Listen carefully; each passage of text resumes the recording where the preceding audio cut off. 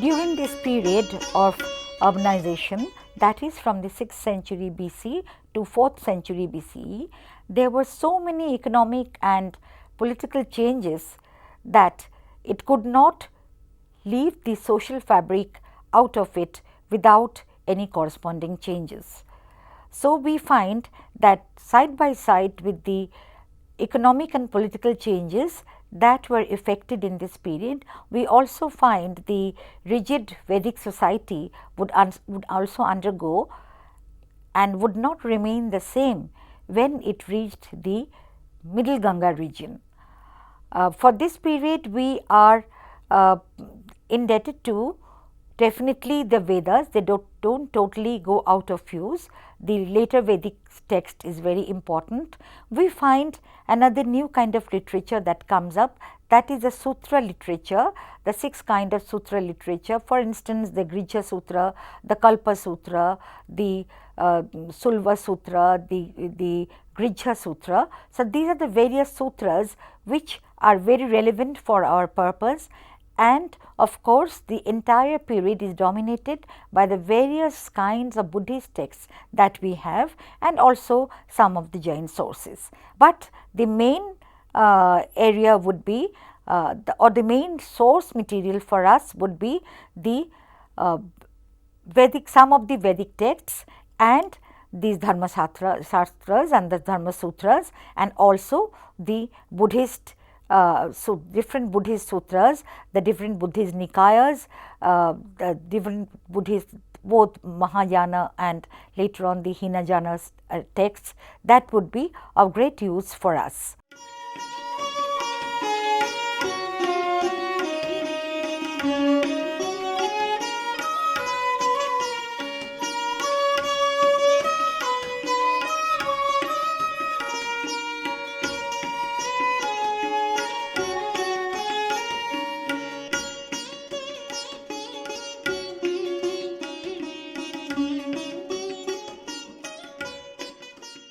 With the rise of these Janapadas and Mahajanapadas and the emergence of urbanism in 6th century BC, the society becomes very complex.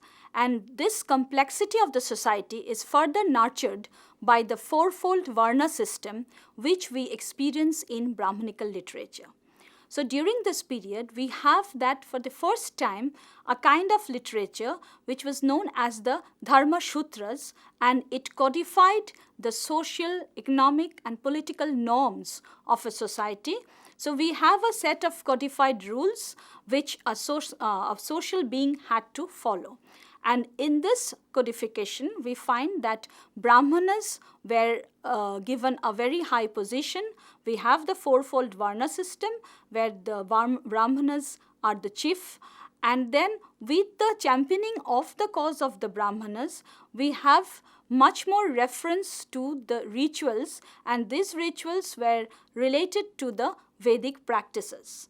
So, the Dharma Sutra literature gives us a wide range of rituals, gives us a wide range of activities which a social being had to perform. Now, what we find in these Dharma Sutras is that they talk of a kind of admixture of Varnas. When we talk of Varnas, we know that there are 4 types of Varnas: Brahman, Kshatriya, Vaishya and Shudra. In all religious functions, the Brahman dominated, be it the life of a king, be it the life of a common man. There was also a tussle between the 2 highest castes regarding their own superiority. You know, the Brahmans, because they dominated the cultural, the religious life, and they were the mediators between the god and men. They were the mediators of, they were the performers of all these sacrifices, and because the 10 sanskaras which a person had to follow, a normal householder or every member of society had to follow, starting from the time of conception till the death, these were also dominated by the Brahmans.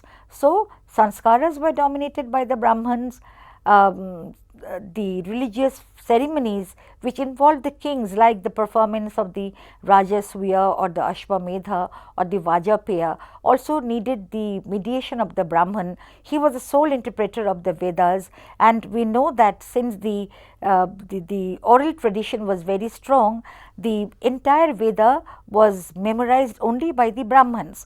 So, they were the upholder of all religious beliefs and practices.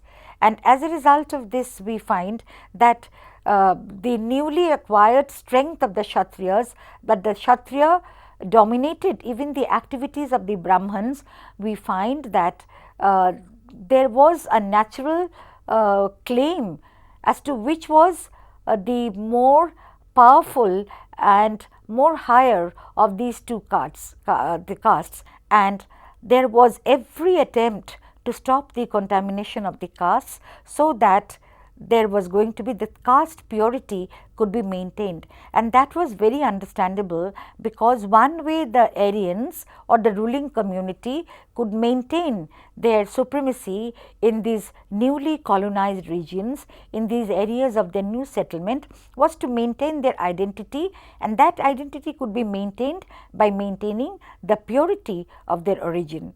But no matter what were the various steps that were taken, we find that mixed marriages took place.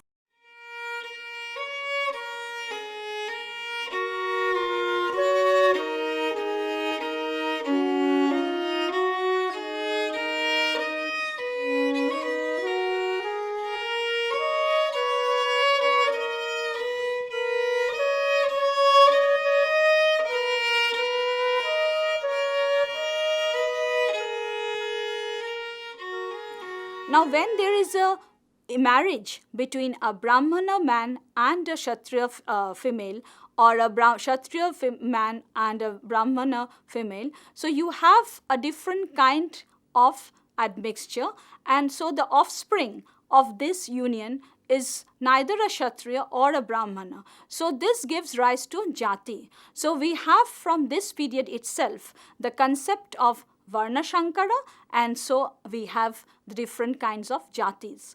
So, the number of varnas were static. We had always the 4 varnas, but we had innumerable jatis in the right from the time of the Dharma Sutras. The Dharma Sutras, when they talk about this formation of jatis, they have references to 2 kinds of marriages. They talk of Anuloma type of marriage and Pratiloma type of marriage. In the Anuloma type of marriage, this is which is accepted by the Shutrakaras. The male is from a higher Varna and the female is from a lower Varna. But whereas in the Pratiloma type, the female is from the higher Varna and the male is from the lower Varna, which is not accepted in a society.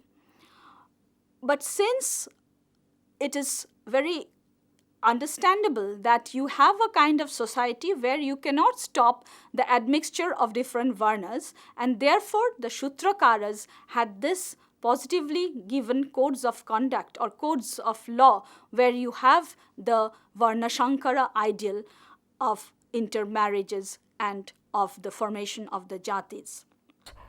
Out of all these jatis, we find there were some which were totally held outside the pale of the Varna Jati ridden society. They were called the Chandalas.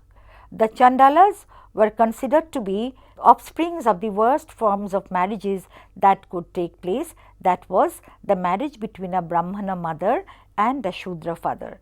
And we also find that even Gautama Buddha, he was not in favor of supporting the Chandalas, because Buddha is believed to have said that he would not preach in a village which had a Chandala or a corpse.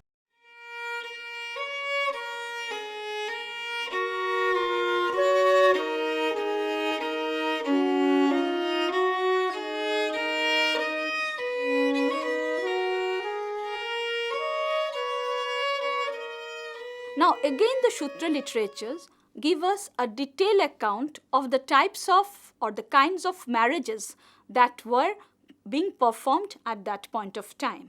So they talk about 8 different kinds of marriages. Those are Brahma, then we have a kind of marriage like Ashura, Poishacha, Rakshasa, the Gandharva.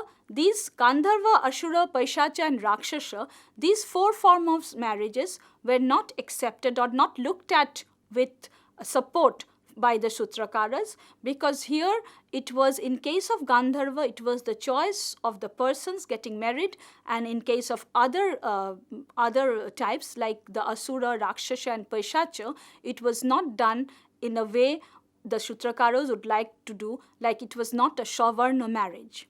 But in case where you have Prajapatya, Arsha, Deva, in this case of this type of marriages, you have the father of the daughter who is actually organizing the marriage, and we have a very strong patriarchal hold, and the marriages are within Shavarna, and these kinds of marriages are being sanctioned by the Sutrakaras. We find that Buddha was also a protagonist of the equality in marriage, because perhaps he did not want to upset the social order as it had existed, and he also made distinctions between the high professions and the low professions, the hina professions. Some of the professions were considered to be higher and some of the professions were considered to be lower.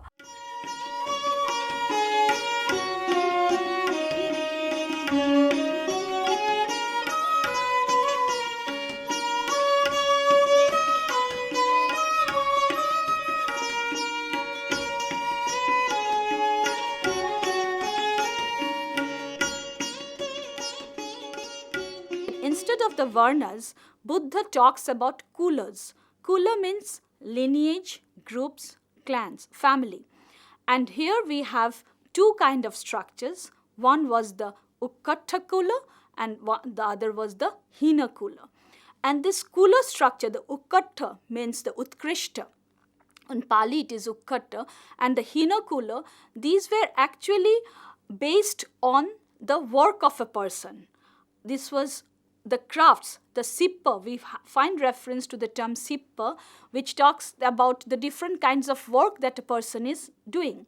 So you have in the Buddhist literature people who are performing some kind of work which are not very not taken to be a very good work. For example, a lot of manual labor is involved in this kind of works. Then the Buddhist text talks it about as a hina sippa. Whereas Utkrishta sippa means cattle rearing, Utkrishta sippa means cultivating, trader, then kayasthas, that is writing work of accountant, scribes. These all formed under the big bracket of Utkrishta Kula, that is the Ukkatta Kula. Whereas the work of a washerman, the work of a scavenger, all these things were under the garb of were taken to be a hina sippa.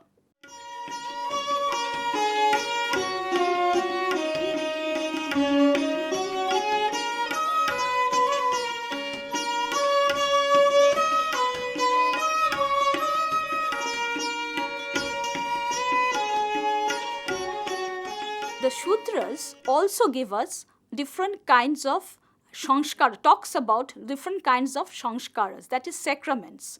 And they are 10 in number, which is called the Dasha Sanskara.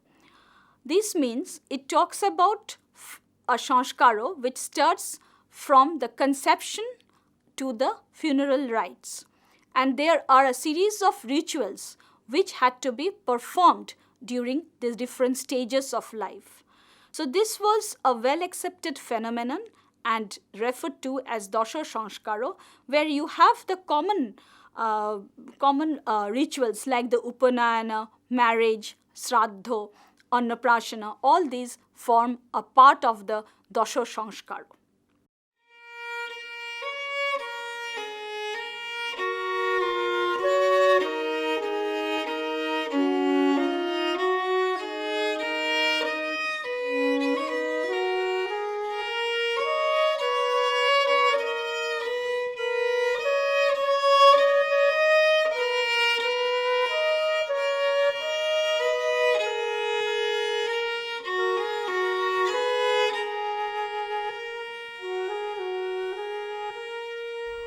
Apart from the Brahmanas and the Kshatriyas, who were the two highest orders in the society, there was also the induction of new classes in the elite part, that was first the Grahapati and to some extent the Kshatis also. The Grahapati was a very high agricultural magnate who performed agricultural activities, who was the owner of agricultural lands, and he managed the agricultural products, the distribution. And what is interesting is that this Gahapati, which can be translated into the Sanskrit Grihapati, which means a householder, was actually much beyond that. A Gahapati was a person who had accumulated enough wealth from agriculture, and the resources that he have accumulated from agriculture, he now uses those resources for other purposes, and he is a very important member of the society because we find that he is taken to be one of the 7 jewels of a Chakravarti Raja. So a Chakravarti Raja would have a Gahapati in his court.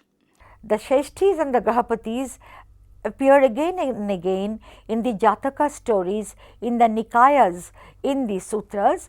We find that they had become great supporters of Buddhism, and they played a role in this period which were not known to them in the previous period, because the Gahapati was definitely a very rich agricultural magnate, and the Shreshti was also a very important commercial magnate who was involved in commercial activities, who was involved in industrial activities, headed many of the guilds, who provided training for the craftsmen, arranged for the trainings of the craftsmen, who was involved in the long distance trade, and also more than that, he was the one who invested in different, who became a money lender in various spheres. We have another category of person known as the Sethi Gahapati. Now, Sethi Gahapati or Gahapati Sethi is different from a Sethi or a Gahapati, because a Sethi Gahapati is a person where we find a Gahapati when he accumulates a lot of wealth from his agricultural surpluses, and then he is using this wealth for non-agricultural purpose or for trade. So he is set in a rural milieu as well as set in an urban milieu. So Sethi Gahapati as a class was different and was very much in demand in the Buddhist texts. A Sethi or a Shreshti was very close to the rulers. We have seen that in different times, we have referenced several stories in the Jatakas where they talk of the closeness between the Buddha and the Sethi, or the closeness between the Sethi and the Raja.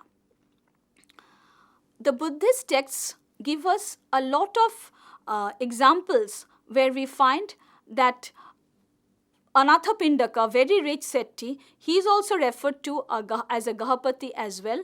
Then we have Jivaka, the famous physician, being referred to as a Gahapati, and all these people are included in the term Gahapati Vagga, which means they are part of the Gahapati milieu. The Grahapati managed the agriculture and the Sethi managed the industrial part of industrial activities of society. So, as a result of this, they were also considered the elites of society, and so we find that some were ritually important, like the Brahmins and the Kshatriyas, because the Brahman managed the performance of different kinds of rituals and the worships, and the Kshatriya managed the acquisition of territories and the maintenance of these territories, the administration of the territories, and ritually not so high Gahapatis and the Sethis were actually very powerful so far as their status was concerned. So, we find that the ritual status, there now sort of the two kinds of parallel status which were operating in society, the ritual status and the actual status. The Brahman and the Kshatriyas were ritually of very high status, but the Gahapatis and the Shrethis, who performed very important functions of society, they were also part of the elite because of their actual status. In the Anguttara Nikaya, we have reference to different structures of the society, and where it is said that a Brahmana thinks about only his mantra and yagga, so his world is his Brahma Loka. A king, a political person will talk of or think of his realm and the power, so his world will, his Kshatriya will be his territorial world. And for a Gahapati who will think about the agricultural milieu, about his work, so his world relates to the fruit that he gets from his work.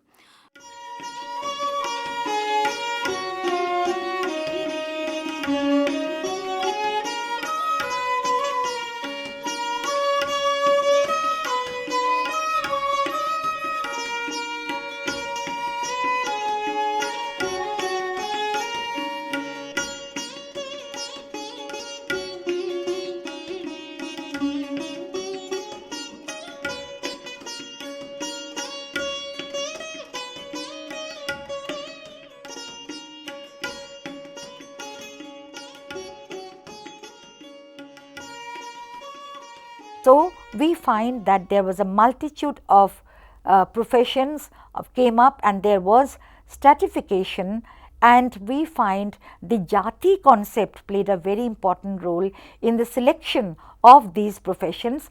A particular jati or definite jatis were assigned different kinds of economic activities, different kinds of economic functions, different kinds of social functions in society. So, the varna and the jati, the ritual status, the actual status, all these came to make the age between the 6th century BC and the 4th century BC a very complicated social status, and we need not consider that the induction of heterodox sects like Buddhism and Jainism, especially Buddhism, made much difference in the caste as it existed.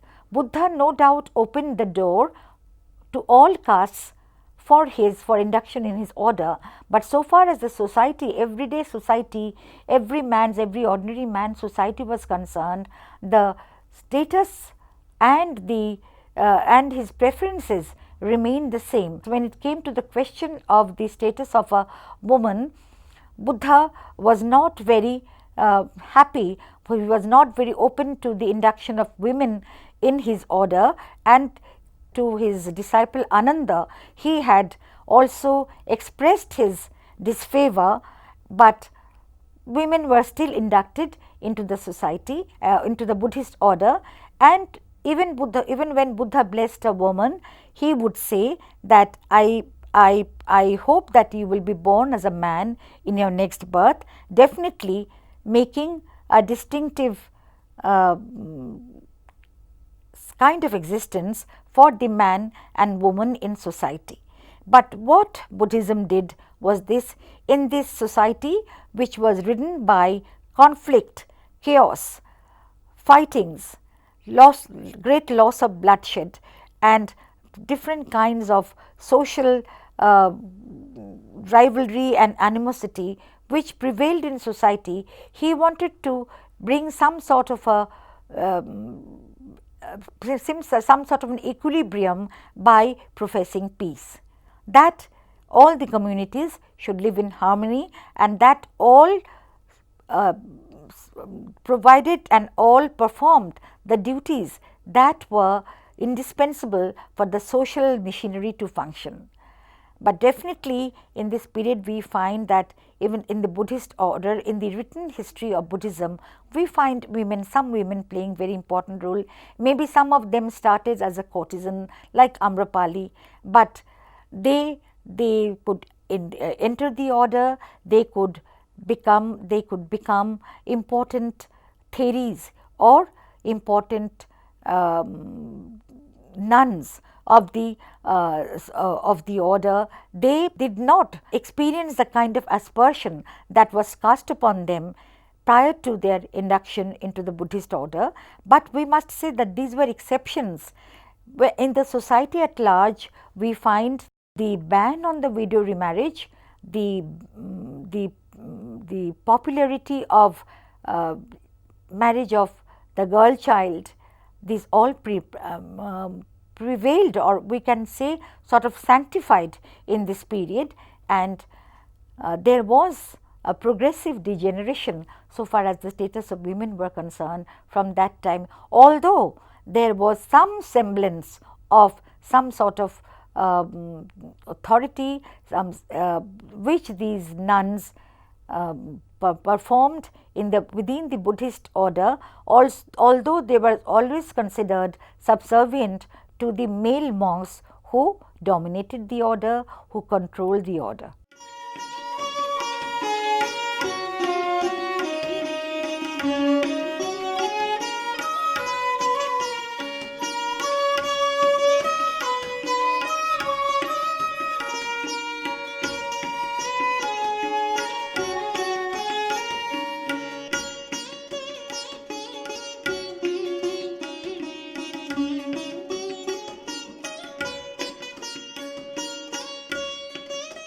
The Brahmanical texts and the Buddhist texts offer us two different kind of scenario.